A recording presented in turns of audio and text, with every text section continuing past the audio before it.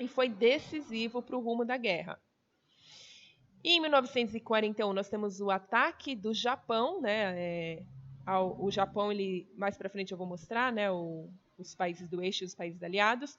Mas em 41 ele faz o ataque a Pearl Harbor, né? Que era uma estação naval, né? Dos Estados Unidos. Então eles fazem um ataque aéreo e destroem essa.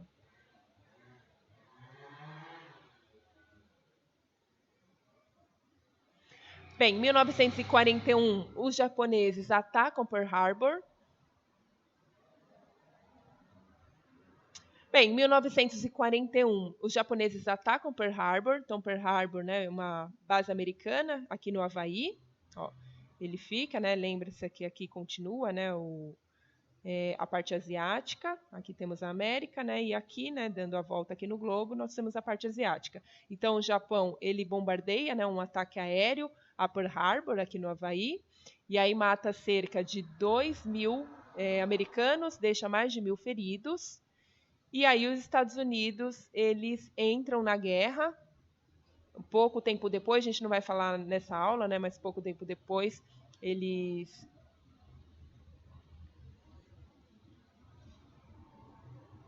base naval.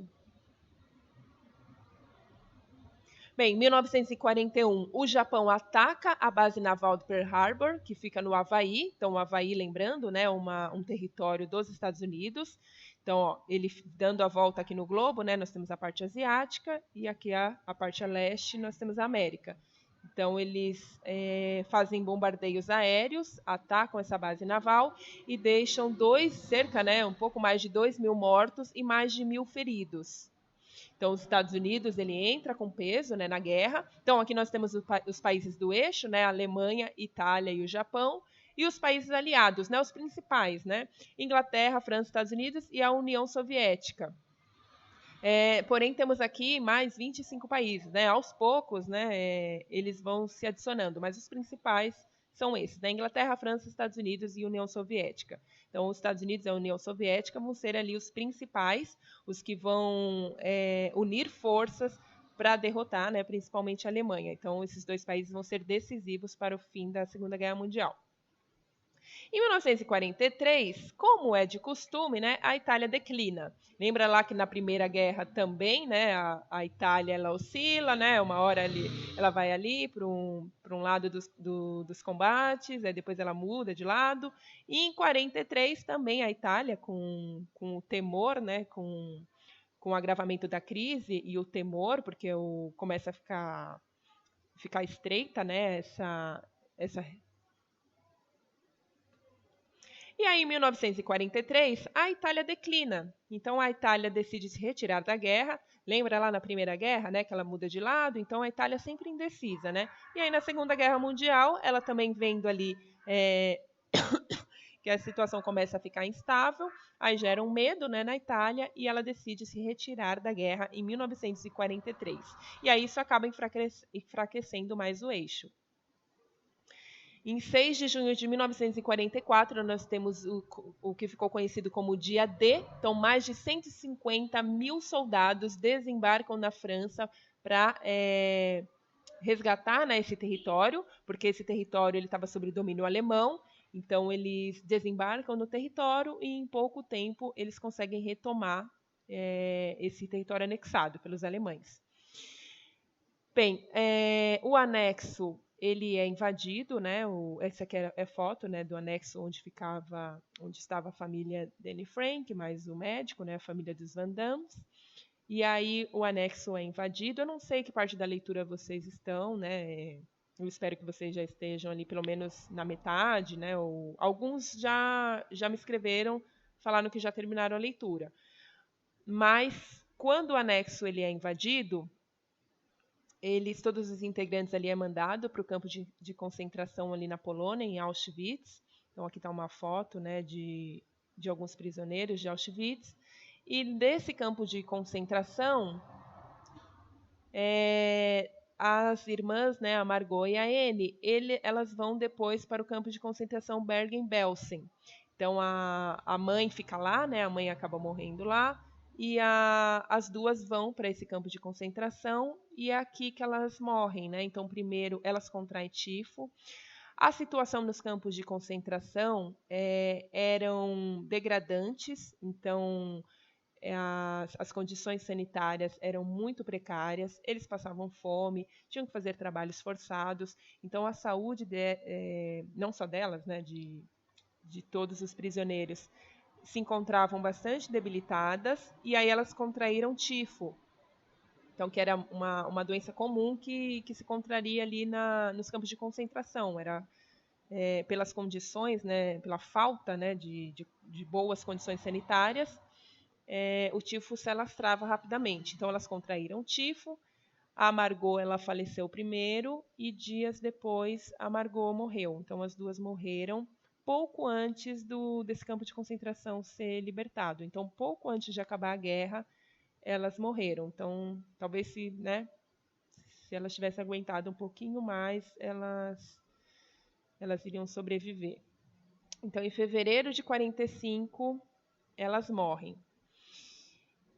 No mesmo ano, um pouco depois, Auschwitz é libertado. O pai da Anne Frank, o Otto, ele estava aqui nesse campo de concentração, então ele acaba sobrevivendo, por sorte.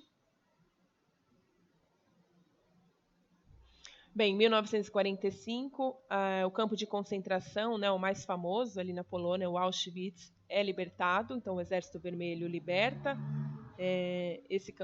os prisioneiros desse campo de concentração, lá na Polônia. Em 2 de março, o Exército Vermelho é da União Soviética, tá, gente? O Exército Vermelho toma Berlim, na Alemanha, e aí, no dia 5, termina a segunda grande catástrofe do século XX. Termina em 5 de maio, né? Aí, um pouco depois, a gente não vai falar agora, mas um pouco depois, os Estados Unidos, ele lança, 2 bombas atômicas em cima de 2 cidades japonesas, mas a gente vai terminar por aqui.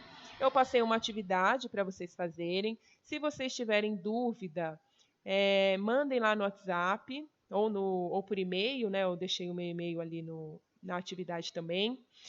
Eu vou terminar com uma leitura de um dia da Anne Frank, só um trechinho. Eu peço que vocês continuem a leitura, para quem ainda não acabou. A gente vai voltar a falar depois sobre o livro. Se vocês quiserem aí acompanhar a leitura, eu vou ler o dia... Peraí. Dia 1º de maio de 1943, um sábado. Querida Kitty, se penso na nossa vida aqui, chego sempre à mesma conclusão. Nós, em comparação com os judeus que não conseguiram se esconder, ainda estamos no paraíso.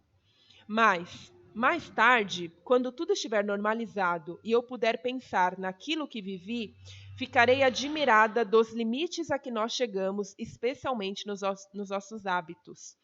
Desde que aqui entramos, usamos a mesma toalha de oleado na mesa. Com um trapo, que é mais buracos do que trapo, tento dar-lhe um pouco de brilho, mas em vão. Os Van Dams não puderam lavar seu lençol de flanela durante todo o inverno, porque o sabão é raro e muito fraco. O papai anda com umas calças surradas e a gravata muito gasta. A cinta da mamãe se rasgou de velha e a Margot usa um sutiã 2 números menor. A mamãe e a Margot, durante o inverno, usaram as duas juntas 3 agasalhos e o meu casaquinho é muito curto. Pergunto a mim mesma: será possível que nós, tão terrivelmente esfarrapados, com tudo tão gasto, das solas dos meus sapatos ao pincel de barbear de meu pai, vamos voltar algum dia à mesma vida de antes? Hoje, os aviões bombardearam terrivelmente a cidade, sobretudo durante a noite. Pensei em juntar o indispensável e preparar uma mala de fuga, mas a mamãe disse: para onde quer fugir? Toda a Holanda está sendo castigada por haver sabotagens por toda parte. Foi declarado estádio de sítio e tiraram uma ração de manteiga de cada pessoa. É assim que se castigam as crianças mal comportadas. Hoje à tardinha, lavei a cabeça da mamãe. Não é fácil. Temos de nos virar com o sabão amarelo e pegajoso. E, além disso, é difícil pentear o cabelão da mamãe com o pente da família. Aqui agora só tem 10 dentes. Sua N. Tá bom, gente? Continue então a leitura. A gente vai voltar a falar bastante desse livro. E aí, se vocês tiverem alguma dúvida, mandem lá pelo WhatsApp, tá bom? Até a próxima semana, então.